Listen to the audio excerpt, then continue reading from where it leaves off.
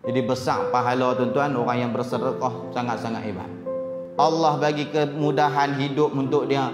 Yang sakit pun boleh minta dengan bersedekah. Yang ada masalah boleh minta dengan bersedekah. Nak selamat daripada api neraka pun dengan bersedekah. Oh, hebat. Sedekah satu umpama 700. Dahsyat. Saat Nabi cerita tentang api neraka kepada sahabat, Nabi cerita pasal neraka. Dalam hadis yang sahih, Nabi cerita tentang neraka. Nabi palingkan wajah. Nabi sebut pasal neraka, Nabi paling wajah. Maksudnya betapa gerun dan dahsyatnya api neraka Allah Subhanahu wa taala. Dan kali ketiga Nabi sebut pasal neraka, Nabi kata dekat sahabat, ittaqin nar, takutlah kamu kepada api neraka Allah. Walau bisyiqqit tamrin, walaupun dengan hanya sebelah kurma. Maksudnya dengan hanya sebelah kurma, hang ikhlas, hang buat betul daripada rezeki yang baik, hang bersedekah sebelah kurma, selamat daripada api neraka. Besar ke kecil tuan-tuan? Besar. Satu hari ada seorang wanita mai ke rumah Nabi sallallahu alaihi wasallam, bawa 2 orang anak perempuan dia. Pi ke rumah Nabi, Nabi tak ada. Aisyah keluar daripada rumah. Dia kata, boleh tak bagi kami sedikit makanan, kami tak makan apa lagi. Dan Aisyah pun masuk dalam rumah. Aisyah tengok tak ada apa, melainkan hanya ada sebiji kurma. Aisyah pun ambil sebiji kurma bagi dekat perempuan tu.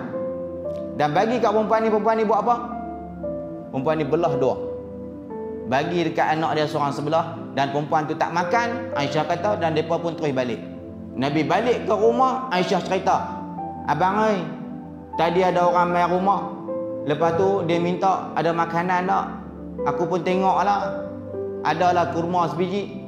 Bagilah dekat dia. Dia belah kurma, bagi dekat anak-anak dia. Dia tak makan, tapi dia bagi anak dia makan. Dia pun mangkit balik. Dia kata yang tu je ada dalam rumah. Nabi kata apa? Sesiapa yang melakukan hal yang demikian, nescaya selamat daripada api neraka Allah Subhanahu wa taala. Tuan-tuan, kurma berapa sebiji kalau jual kat kedai? Kita nak puasa ni. Nak puasa dah, nak cari kurma. Orang jual sebiji berapa? Mana ada orang jual sebiji? Betul tak? Nak abang kata murah tak? Murah. Nilai dia besar tak? Tak besar, tapi ganjaran dia sangat-sangat besar. Nak bagi tahu dekat kita apa? Dengan bersedekah ni tak perlu nak ada banyak, yang penting kita kena buat. Bila kita bersedekah akan dapat ganjaran tersebut. Hati rasa tenang, hidup rasa senang. Yang penyakit kita boleh minta, ya Allah sembuhkan penyakitku dengan bersedekah ya Allah. Boleh tak kita bertawasul dengan ibadat kita? Boleh.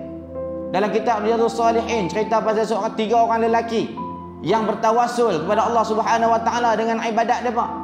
Boleh tak? Boleh. Mintalah ke Allah, ya Allah, aku dah sedekah dah dekat masjid kecil ni ya Allah. Kesian Ustaz Zidane nak cari 6 juta ya Allah. Kan? Aku bagilah hak tu yang aku boleh bagi pun ya Allah. Bagilah sembuh penyakitku ya Allah. Boleh tak? Boleh. Bertawasul dengan ibadah kita. Kita minta kan? Ya Allah, bagilah anak-anak aku pandai ya Allah. Tangilah nak bagi anak aku jadi hafiz ya Allah. Bagi hafal Quran, jadi ulama ya Allah. Ni aku sedekah ni ya Allah. Bagilah anak-anak aku pandai. Boleh tak? Boleh ya Allah. Kan? Dengan ibadah kita tuan. Cerita pasal sedekah ni tuan tak habis kan? Banyak. Dahsyat. Allah bagi peluang kepada kita, sebab tu pentingnya bersedekah, sehingga akan dijadikan sedekah itu sebagai sedekah wajib. Ada sedekah sunat, ada sedekah wajib.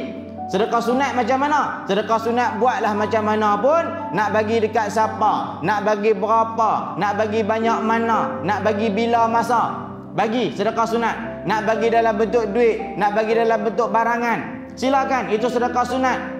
Sampaikan Allah Subhanahu wa taala wajibkan sedekah itu menjadi zakat. Zakat dia tak boleh buat macam dengan benda sunat. Kan? Dia ambil padi, dia boleh 5,000, dia bayar 50 zakat. Tak boleh. Dia tak boleh. Dia kena ikut. Dia kata aku buat padi tahun ni aku tak mau bayar lagi, aku nak bayar 2 tahun lagi. Mana boleh? Dia buat padi, dia dapat hasil, dia kena bayar terus. Tapi kalau yang sunat ni buatlah macam mana pun, dia akan menjadi jariah kepada kita. Duduk dalam lubang kubur yang kita bagi, yang itulah pahala yang kita akan makan.